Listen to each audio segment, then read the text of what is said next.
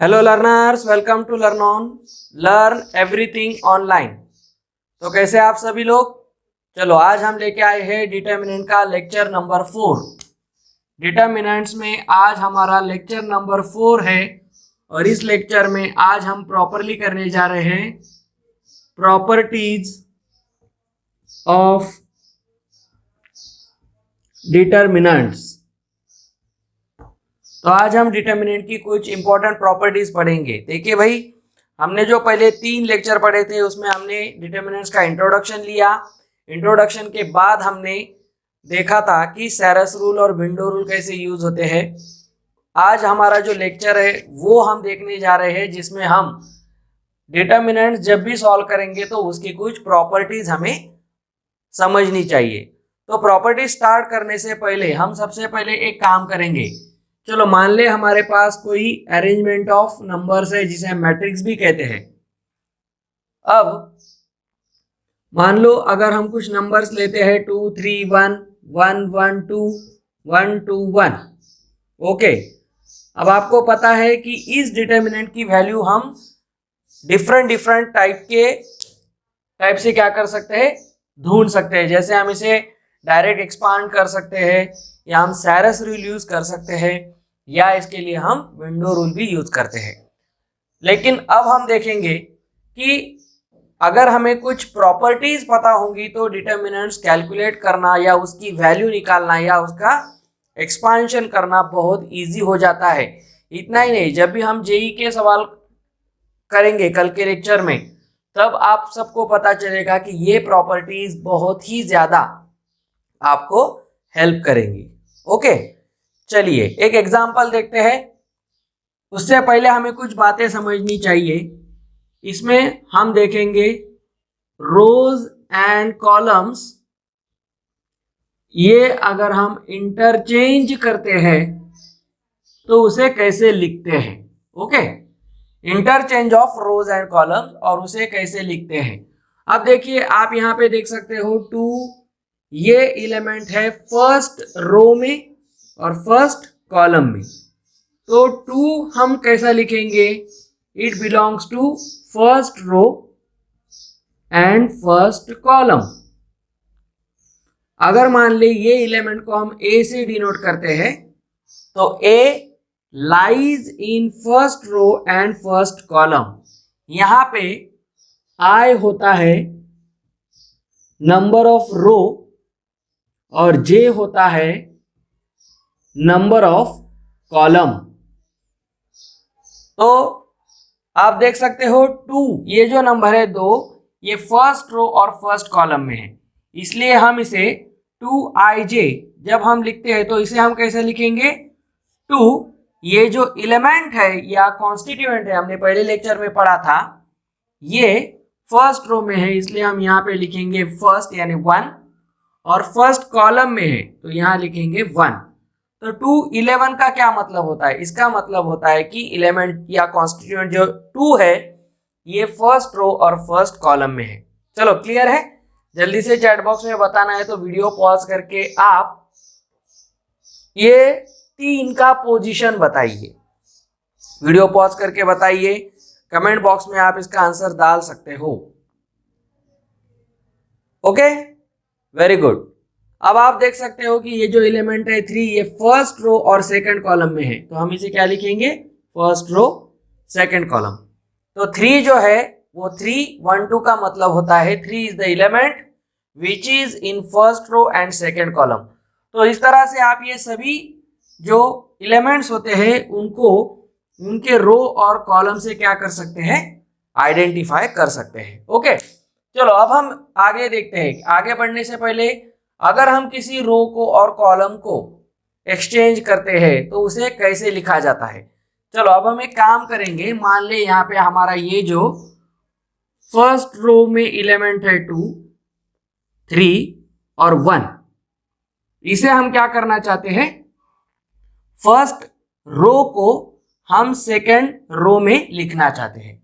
Very easy, first row को हम exchange करेंगे, इसे उठा के रखेंगे सेकंड रो में और उसी के साथ सेकंड रो को हम रखेंगे फर्स्ट रो में। तो अब हम देख सकते हैं यहाँ पे रो 1 R1 और R2 रो 2, ये दोनों को हम क्या कर रहे हैं, ये दोनों को हम एक्सचेंज कर रहे हैं। तो इसका नोटेशन इस तरह से लिखा जाता है। इसका मतलब क्या होता है, row 1 and row 2 are exchanged. Look, R1 and R2 are exchanged। तो इनका वर्टिकल पोजीशन या सॉरी उनका जो पोजीशन है वो हमने एक्सचेंज कर दिया है। तो इसका मतलब ये होता है कि फर्स्ट रो को हमने सेकंड रो के साथ और सेकंड रो को फर्स्ट रो के साथ एक्सचेंज कर दिया है। Got it? Very good. अगर मान ले हमें क्या करना है, फर्स्ट रो में से सेकेंड रो को सब्ट्रैक्ट करना है और हमें चेंज करना है फर्स्ट रो में, तो हम क्या लिखेंगे, R1, मतलब now we are going to change first row, तो हम लिखेंगे R1। इसमें चेंज करना है तो ये ऐसा हम एक एरो साइन देंगे और कैसा चेंज करेंगे, R1 में से R2 सब्ट्रैक्ट करके लिखेंगे, R1 माइनस R2। इसका मतलब क्या है, रो 1 में चेंज करना है तो वो चेंज कैसा करेंगे, R1 माइनस R2। तो यहां आप देख सकते हो हमारा ये जो डिटर्मिनेंट है अब कैसे दिखने लगेगा, change will be reflected in row 1 by subtracting all elements from row 2 from R1 और रो 1। तो देखिए रो 1 में से रो 2 को सब्ट्रैक्ट कीजिए, 2 में से 1 सब्ट्रैक्ट कीजिए 1, 3 माइनस 1 2, 1 माइनस 2 माइनस 1। अब हमने चेंज सिर्फ फर्स्ट रो में किया है इसलिए हम इसे फर्स्ट रो में ही चेंज दिखाएंगे, लेकिन सेकेंड और थर्ड रो में no change, so that they can be written as they are. Clear है? तो ये कुछ एक्सचेंज होता है। चलो मान ले हमें क्या करना है, ये जो हमारा डिटर्मिनेंट है इसके सेकेंड कॉलम को हमें किसी एक कांस्टेंट नंबर से मल्टीप्लाई करना है, मतलब हमें चेंज करना है कॉलम 2 में, तो हम लिखेंगे C2। C2 में ट्रांसफॉर्मेशन होगा, मतलब उसमें चेंज होगा। कैसे? तो हम C2 को 2 से मल्टीप्लाई करेंगे। ओके, तो हम लिखेंगे C2 changes 2 times of C2। अब देखिए कॉलम 2 कह रहे हैं, मतलब कॉलम में एलिमेंट्स ये जो है 3 1 2, ये सभी एलिमेंट्स को हम क्या करेंगे, 2 से मल्टीप्लाई करेंगे। तो जल्दी से आप देख सकते हो कि हमारा नया ये डिटर्मिनेंट कैसे दिखेगा। चलो फर्स्ट रो में there is no change, 2 1 1। Second column को हम 2 से मल्टीप्लाई कर रहे हैं, इसे 2 से मल्टीप्लाई करो, ये बनेगा 6, ये बनेगा 2, ये बनेगा 4, और ये थर्ड कॉलम जिसमें हमने कोई भी चेंज नहीं किया है। आई थिंक अब आपको समझ में आ गया होगा कि रो और कॉलम को एक्सचेंज करने का मतलब क्या होता है। तो ये कुछ चीजें हैं, ये कुछ बातें हैं जो हमें आगे यहाँ पे हेल्प करेगी। ओके, जल्दी से वीडियो को पॉज कीजिए और ये लिख लीजिए अपने नोटबुक में। अब मैं इसे मिटाने जा रहा हूं। अब हम आगे इसके कुछ और पार्ट्स देखेंगे। कर लिया? Very good. चलो अब मैं इसे मिटा रहा हूं। हमारा आज का जो प्रॉपरली लेक्चर है वो है प्रॉपर्टीज ऑफ डिटर्मिनेंट्स। हम कुछ इंपॉर्टेंट प्रॉपर्टीज आज करेंगे। ये प्रॉपर्टीज करते समय मैं आपको कुछ चेंजेस या कुछ एग्जांपल्स भी बताऊंगा। छोटे छोटे लेक्चर करेंगे, लेकिन जेई का पूरा सिलेबस हम हमारे चैनल पे कंप्लीट करने वाले हैं। तो देखते हैं प्रॉपर्टी नंबर 1 हमसे क्या कहती है। प्रॉपर्टी नंबर 1, लुक, इसका मतलब ऐसा है, if rows and columns are interchanged, क्या इसका मतलब हम देखेंगे, then value of determinant remains unchanged. क्या मतलब है, if rows and columns are interchange then value of determinant remains unchanged. मतलब अगर किसी डिटर्मिनेंट के रोज और कॉलम हम एक्सचेंज कर देते हैं, मतलब क्या होता है, रोज को करेंगे कॉलम्स, कॉलम्स को करेंगे भाई रोज, तो उससे क्या होगा, ये करने से पहले इस डिटर्मिनेंट का जो कुछ वैल्यू होगा वो वैल्यू ऐसे ही रहेगा, वो चेंज नहीं होगा। ये हमसे पहली प्रॉपर्टी कहती है। देखिए इसका एक एग्जांपल भी हम यहाँ पे देख सकते हैं। एग्जाम्पल नहीं करेंगे, एक बार देख लेंगे। मान लो 1 2 1 1 1 2 1 1 3, ये हमारा कोई डिटर्मिनेंट है, मान ली ये है डेल्टा। डिटर्मिनेंट का नोटेशन ऐसे ही होता है, आप सभी को पता है। अब हम क्या करेंगे, इसके रोज और कॉलम को इंटरचेंज करेंगे, मतलब इसको हम पूरी तरह से यहाँ पे क्या करने वाले हैं, ट्रांसपोज करने वाले हैं। इसे ट्रांसपोज करना भी कहते हैं, रिफ्लेक्शन भी कहते हैं। तो देखिए इसका मतलब है अब हम इसके रोज और कॉलम को चेंज करेंगे। तो क्या करेंगे, देखिए ये रो को उठाएंगे, कॉलम में रखेंगे 1 2 1, सेकेंड रो को उठाएंगे, सेकेंड कॉलम में रखेंगे 1 1 2, थर्ड रो को उठाएंगे, थर्ड कॉलम में रखेंगे 1 1 3। अब हमने क्या कर दिया, according to first property, if rows and columns are interchanged then value of determinant remains unchanged. इसका मतलब है कि हमारा ये जो डेल्टा का वैल्यू होगा, अगर हम इसके रोज और कॉलम को इंटरचेंज करते हैं तो इसका वैल्यू चेंज नहीं होगा। इससे आप ये सॉल्व करके भी देख सकते हो, हम कल इसके सवाल करेंगे। तो ये रिजल्ट हमें मिलता है जिसमें हमें ये पता चलेगा कि डेल्टा और डेल्टा का ट्रांसपोज ये दोनों भी क्या होंगे, सेम होंगे। अब देखिए ये थी हमारी फर्स्ट प्रॉपर्टी। अब देखते हैं प्रॉपर्टी नंबर 2 हमसे क्या कहती है। इफ एनी टू रोज और कॉलम्स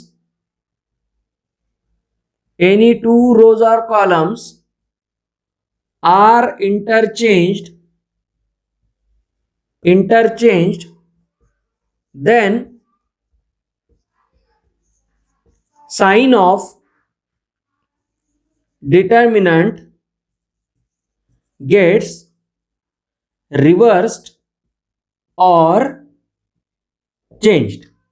ये है सेकंड प्रॉपर्टी। ये बहुत सिंपल प्रॉपर्टी है। अब फर्स्ट और सेकंड प्रॉपर्टी में आपको थोड़ा सा डिफरेंस समझ में आना चाहिए। फर्स्ट में क्या था, सभी रोज और कॉलम को अगर हम इंटरचेंज करते हैं तो डिटर्मिनेंट का वैल्यू नहीं बदलेगा, वो पहले जैसे होगा वही होगा। ये एग्जांपल हमने यहाँ पे देख लिया है। इसे हम रिफ्लेक्शन प्रॉपर्टी भी कहते हैं या इसे हम ट्रांसपोज प्रॉपर्टी भी कहते हैं। अब हम देखेंगे सेकंड में थोड़ा सा चेंज है। अगर कोई दो रोज या दो कॉलम्स, मींस नॉट ऑल, कोई भी दो रो और दो कॉलम आपको पकड़ने हैं, अगर आप उनको इंटरचेंज करते हो, या इसका मतलब अभी हमने देखा था फर्स्ट रो और सेकंड रो, इसको अगर हम एक्सचेंज करते हैं, या सेकंड रो थर्ड रो को एक्सचेंज करते हैं, या फर्स्ट और थर्ड रो को एक्सचेंज करते हैं, यही अगर हम कॉलम में करते हैं तो क्या होगा, डिटर्मिनेंट का वैल्यू नहीं बदलेगा लेकिन उसका साइन बदलेगा। मतलब अगर डिटर्मिनेंट आपका पॉजिटिव आता है तो ऐसा करने से वो डिटर्मिनेंट क्या बनेगा, निगेटिव बनेगा। ओके, अगर आपका डिटर्मिनेंट पहले दिए हुए सवाल में निगेटिव आता है और अगर हम ये प्रॉपर्टी यूज करते हैं तो डिटर्मिनेंट निगेटिव होगा, तो वो निगेटिव का निगेटिव मींस वो पॉजिटिव बनेगा।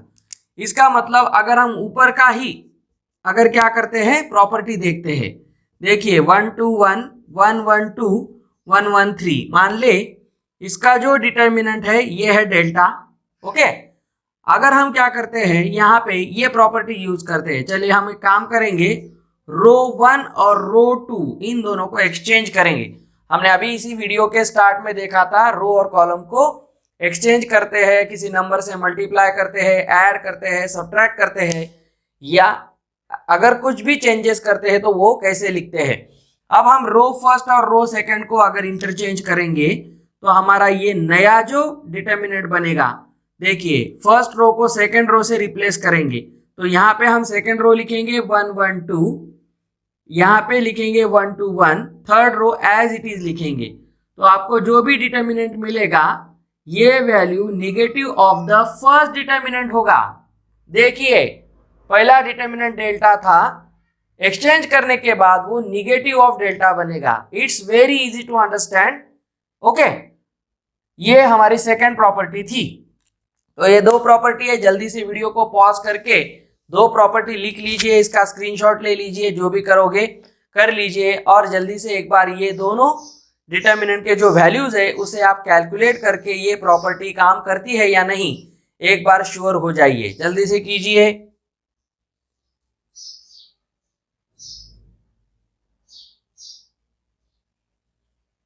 ओके, अब हम नेक्स्ट प्रॉपर्टी की तरफ जाने वाले हैं। देखिए, फर्स्ट प्रॉपर्टी हमारी क्या थी, रोज कॉलम्स इंटरचेंज करेंगे तो मतलब हम इसे ट्रांसपोज करेंगे तो डिटर्मिनेंट चेंज नहीं होगा। अगर कोई भी दो रो या दो कॉलम अगर हम इंटरचेंज करते हैं तो उसका साइन रिवर्स हो जाएगा, मतलब जो भी वैल्यू मिलेगा वो निगेटिव होगा तो पॉजिटिव बनेगा, पॉजिटिव होगा तो निगेटिव बनेगा। आई थिंक आपको ये अब क्लियर हो गया है। अब एक बहुत इंपॉर्टेंट प्रॉपर्टी हम देखेंगे, प्रॉपर्टी नंबर 3। ये प्रॉपर्टी आपने लिख ली होगी। अगर वीडियो अच्छा लग रहा है तो जल्दी से लाइक कीजिए, लिंक अपने दोस्तों के साथ शेयर कीजिए। प्लेलिस्ट में जाके आप यहाँ पे आई बटन जो ऊपर सजेस्टेड वीडियोस में आ रहा है उसे क्लिक करते हुए आप देख सकते हो कि ये पूरा प्लेलिस्ट बना हुआ है। अब हमारी प्रॉपर्टी नंबर 3 देखेंगे। प्रॉपर्टी नंबर 3 क्या कहती है, चलो देख लीजिए। If elements of any two rows or columns are identical, then value of determinant is 0। ये बहुत इंटरेस्टिंग प्रॉपर्टी है। चलो ये प्रॉपर्टी क्या कहती है देख लीजिए। चलिए मेरे साथ रिपीट कीजिए। अगर कोई डिटर्मिनेंट दिया है, उसमें अगर कोई दो रो, पर्टिकुलर दो रो है, रो 1 रो 2 है, या रो 2 रो 3 है, रो 1 या रो 3 है, कोई भी दो रो या कोई भी दो कॉलम, उसके सभी एलिमेंट्स एग्जैक्टली मैचिंग है, आइडेंटिकल है, कॉन्ग्रुएंट है, सेम है। देखिए, if elements of any two rows और कॉलम्स आर आइडेंटिकल, मतलब वो कंप्लीटली मैचिंग है, तो डिटर्मिनेंट का वैल्यू हमेशा 0 होगा। ओके, चलिए अब हम यहाँ पे देख सकते हैं, मान ले 1 1 2 1 1 2 1 3 1, ये अगर कोई एक डिटर्मिनेंट है। अब आप देख सकते हो यहाँ पे फर्स्ट कॉलम और सेकंड कॉलम के एलिमेंट्स सेम है, तो इस प्रॉपर्टी के बेस पे हम कह सकते हैं कि इसका डिटर्मिनेंट का वैल्यू 0 होगा। चलो देखेंगे कैसे 0 होगा। हम यूज करते हैं कोई भी एक method.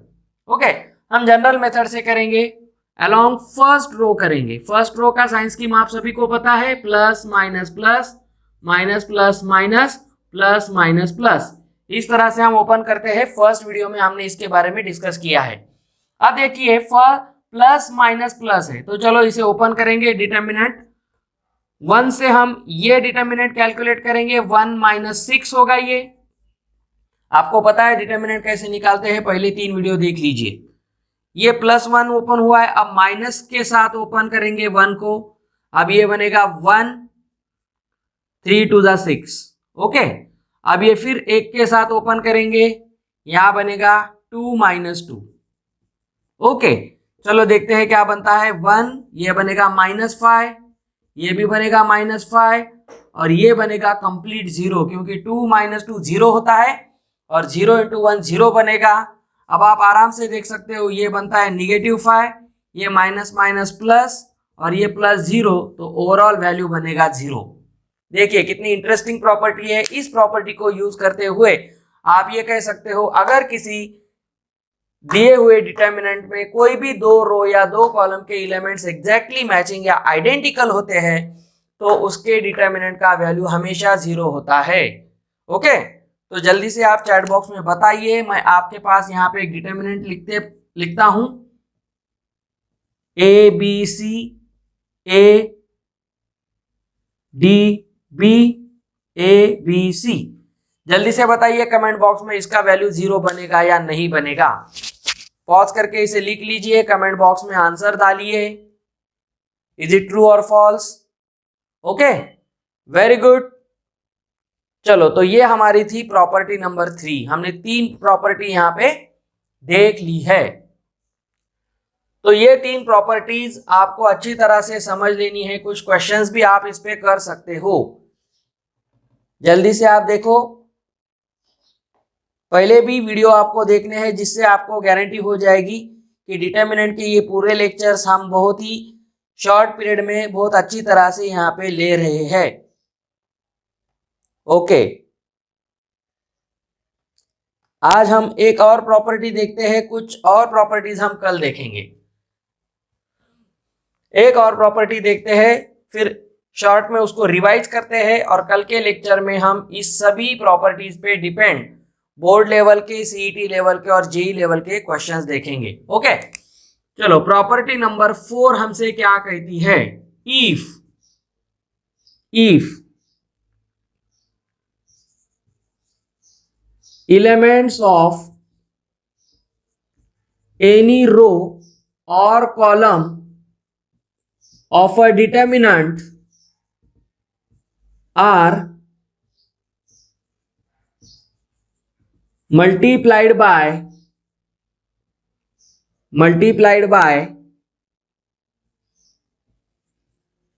any constant scalar, then scalar मान ले k है, then value of determinant becomes k times of the given determinant। चलिए, इसका मतलब क्या है देखते हैं। मान ले हमारे पास एक डिटर्मिनेंट है ABCDEFGHI। ओके, अगर ये कोई भी एक डिटर्मिनेंट है, अगर हम क्या करते हैं, किसी भी एक रो या कॉलम के एलिमेंट्स को किसी एक नंबर से मल्टीप्लाई कर देते हैं। मान ले हम अगर यहाँ पे ABC को के एक कोई भी कांस्टेंट नंबर है, स्केलर नंबर है, उससे अगर हम फर्स्ट रो या सेकंड, थर्ड, कोई भी एक रो या कोई भी एक कॉलम आप ले सकते हो, इसको अगर हम k से मल्टीप्लाई करते हैं तो हमारे डिटर्मिनेंट का वैल्यू उतने टाइम बनेगा। अब इसका जो भी डिटर्मिनेंट होगा वो मान ले डेल्टा होगा। अगर हम क्या करते हैं, इसी को हम एक number k, constant number k से मल्टीप्लाई करते हैं, तो ये बनेगा KA, KB, KC, DEF, GHI। अगर हम ये मल्टीप्लाई करते हैं तो हमारे डिटर्मिनेंट का वैल्यू बनेगा डेल्टा इंटू के, या इसे हम के डेल्टा कहेंगे। तो in this case delta is equal to k delta. Okay, ये बहुत इजी फॉर्मेट होता है। तो इसमें हमने देखा था कि अगर किसी एक रो या कॉलम को हम एक कांस्टेंट नंबर से मल्टीप्लाई करते हैं, तो जो नंबर भी हम मल्टीप्लाई करेंगे उसके डिटर्मिनेंट का वैल्यू उतने टाइम बन जाएगा। चलो, इसके लिए हम एक एग्जांपल करते हैं। तो आप इस प्रॉपर्टी को एक बार लिख लीजिए, पॉज करके लिख लिया, वेरी गुड। अब हम देखते हैं कि एग्जांपल लेके कोई प्रॉब्लम नहीं आएगा, आपको आराम से समझ में आएगा कि ये क्या बनेगा। चलो, हम एक काम करते हैं, हमारे पास एक डिटर्मिनेंट निकालना है 1 2 3 1 1 2 1 2 3। चलो, ये तो 0 बनेगा, हम इसे अलग से लिखते हैं 2 1 2। 0 क्यों बनेगा पता है ना? यस, प्रॉपर्टी नंबर 3 के अकॉर्डिंग वो बनेगा। हम इसे कैलकुलेट करते हैं। मान ले हम कैलकुलेट करेंगे, ये लेंगे 1, ये बनेगा 2 माइनस 2, फिर -2 से मल्टीप्लाई करेंगे 2 माइनस 4, फिर +3 से हम करेंगे 1 माइनस 2। अब ये तो आपको आना ही चाहिए, हम जेई का प्रिपरेशन कर रहे हैं। ये बनेगा 1, ये 0, ये बनेगा -2, ये बनेगा -1। कैलकुलेट करो, ये बनेगा 0, ये बनेगा +4, ये बनेगा -3, तो ओवरऑल वैल्यू बनेगा 1। अब ये है इसका डिटर्मिनेंट, चेक कर लीजिए 1, ये 2 माइनस 2, ये -2, 2 माइनस 4, ओके, ये बनेगा +4, नो प्रॉब्लम, ये 3, 1 माइनस 2 माइनस 1, ये बनेगा -3।